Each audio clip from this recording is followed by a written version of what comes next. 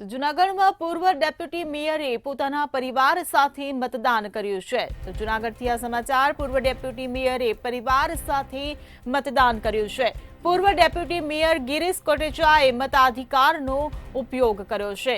ગિરીશ કોટેચાના પુત્ર Parth Kotecha ward number 9ના ઉમેદવાર છે।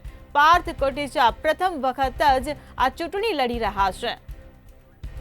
જૂનાગઢ મહાનગરપાલિકાની ચૂંટણીને લઈને મતદાન શરૂ થઈ ગયું છે અને પૂર્વ ડેપ્યુટી મેયર ગિરીશ કોટેચા હાલ મતદાન મથક પર પરિવાર સાથે પહોંચ્યા છે। ગિરીશભાઈ, પહેલા આપ ઉમેદવાર તરીકે ચૂંટણીમાં જતા હતા, આજે આપના પુત્ર ઉમેદવાર છે, કઈ રીતના જુઓ છો? દીકરો આવે રાજકારણમાં, કારણ કે પાર્થ છે અમારી અત્યાર સુધીમાં 22 કોલેજ અને 6,500 દીકરા દીકરીઓ પણ આખી યુનિવર્સિટી સંભાળતો હતો। એની પાસે પૂરું જ્ઞાન છે, કારણ કે અમારા સંયુક્ત કુટુંબમાં જે રીતે તૈયાર થયો છે અને અમારું બધાનું જોયું ને, અમારા ભાઈ ડોલરભાઈ છે સહકારી ક્ષેત્રમાં છે, હું 7 ટર્મ ચૂંટાણો। પાર્થની નવી ઇનિંગ ચાલુ થઈ છે। પરમ કૃપાળુ પરમાત્માને પ્રાર્થના કરીએ કે એના હાથે પણ જૂનાગઢના ખૂબ સારામાં સારા કામ કરીએ। કઈ રીતની કેટલી બેઠકો આવશે? ભાજપ 8 સીટ આવી ગઈ છે, 50+ આવશે। તો આ હતા ગિરીશ કોટેચા, પૂર્વ ડેપ્યુટી મેયર, કે જે જૂનાગઢ મહાનગરપાલિકાની ચૂંટણીને લઈને હાલ પૂર્વ ડેપ્યુટી મેયર ગિરીશ કોટેચાના પુત્ર પાર્થ કોટેચા આપણી સાથે છે। પાર્થભાઈ, શું કહેશો? પ્રથમવાર ચૂંટણી લડી રહ્યા છે, શું કહેશો?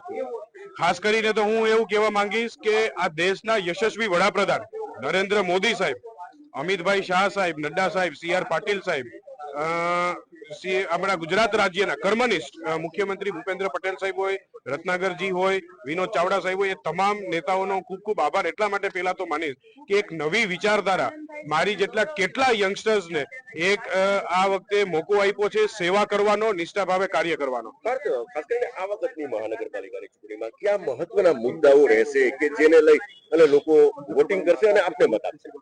લોકોને અમે જ્યારે પણ મળ્યા છીએ અને મળતા રહીએ ત્યારે એક જ વાત કરીએ છીએ કે અત્યારે જે રીતે કામ ચાલુ છે, કોઈ પણ વાત કરતું હોય કે વિકાસ કે નથી થયો તો એ બધી વાતોમાં ક્યારે આવતા નહીં।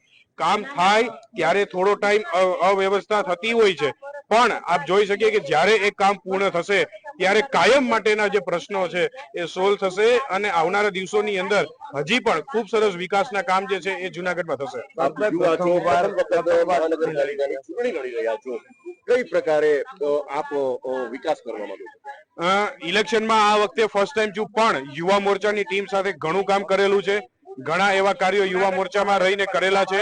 આવનારા દિવસોની અંદર ખાસ એક પહેલ મારી એવી છે, જ્યારે પણ હું લોકસંપર્કમાં ગયો છું અને આજે જવાબદારી પૂર્વક કહું છું ને વિશ્વાસ સાથે કહું છું